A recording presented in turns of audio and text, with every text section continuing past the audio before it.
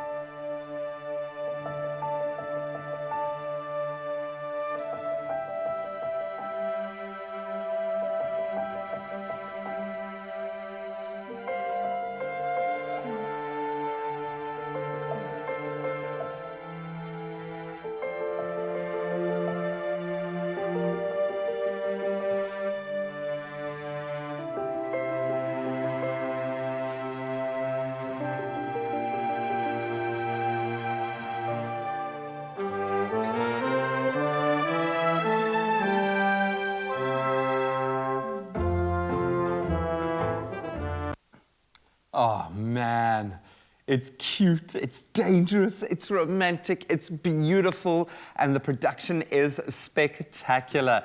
Now, joining us to delve a little deeper, two guests who I would imagine must feel so proud every time they look at this. Christine, Kane, thank you so much for joining us. Good morning, and congratulations, guys, on the nomination, yes, but on creating a beautiful film. Thank you. Thank you so much. I'm glad that you guys enjoyed it.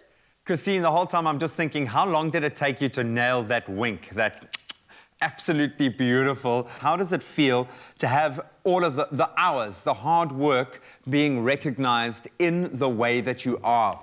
Oh my goodness. When the team and I heard that we had got the nomination, we were completely blown away. It was so unexpected, but I know that we are all very proud of the work that we put into it. And for us, it really just means that we have now got a platform where people can hear our story, hear our thoughts. And that's all we ever wanted from this experience. And we're just happy that we can share it.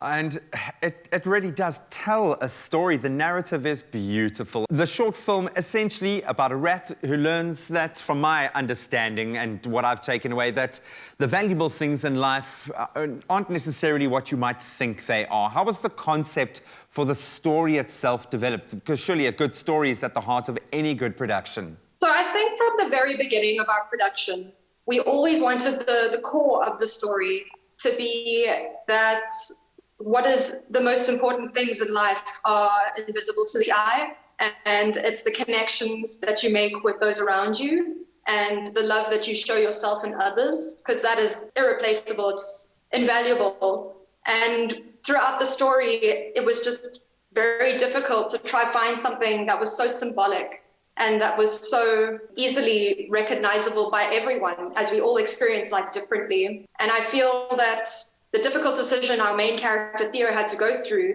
is the battle between heart and mind. And I feel that once he made that choice, he knew it was the right one. And I feel life has all of these choices for us in life. And the most important thing to remember is just to be true to oneself. And of course, a rat was the best person to tell that tale. There's something really cool and cute about it. Kane, I'm going to ask you to step in here. What are the differences in rigging and animating a human 3D model versus an animal one, obviously in this case a rat one, and what were the learning curves of this production like for you guys? Yeah, so interestingly, the bone structure and general base structure of all mammals are kind of the same. So the rigging was similar in a lot of the ways. You just kind of move the joints around. But I guess the biggest struggle in the rigging was the face, because they have these long snouts, and the spine, and like the most treacherous was the tail. Getting the tails right took most of my time. But then also just finding that fine balance between human traits and animalistic. We don't want to make them too animal-like, but we also don't want to make them too human-like. So it was that fine balance of having the animalistic animation mixed with the human emotion. Completely, and the way that you layered that in with the other rats and just being from on all fours to going onto two legs, there were so many subtle nuances to this that really drove that home. As I understand it, that you spent about a year working on this project just to get those amazing 3.5 odd minutes of animation. Do you feel validated? Would you have liked to have done more, done something differently? How does it feel putting so much time and effort into a project like that, and also to know that it's being recognized, your school and the animation with a SAFTA? And I'll put this to both of you. Maybe Christine, you want to start? It was such an absolutely amazing feeling. I know that the team and I worked long and hard on the film. Like, there were sleepless nights, there were energy drink and coffee-filled evenings, but it was all lots of fun. Like, we enjoyed every second of it, and for it to be validated and know that it's worth it and that resonated with a lot of people and people enjoyed it, that was the most important thing for me, at least. And I feel the team really appreciates that recognition as well. So what's the next step from here? Now that you've got this platform, you've got the recognition, where would you like to take your animation might? What's next for you guys in your journey? I definitely want to hone in on more storytelling. I'm currently working, and that's amazing, and honing in on the skills. But I think at the core, what animation is really about is about telling stories. And I think focusing on that and bringing more and more authentic South African stories out into the world is going to be the most amazing part about that in this career. Well, you've taken a very bold, brave step in that direction. Congratulations once again to both of you for the recognition. Yes, now go and win that SAFTA. But I think moreover, well done, and thank you for creating a beautiful little film that has a lot of heart. It really is something awesome to take in, and it makes me feel so proud to be part of the South African fraternity that is producing content like that. That's amazing. Well done to both of you. Thank you. Thank you very much.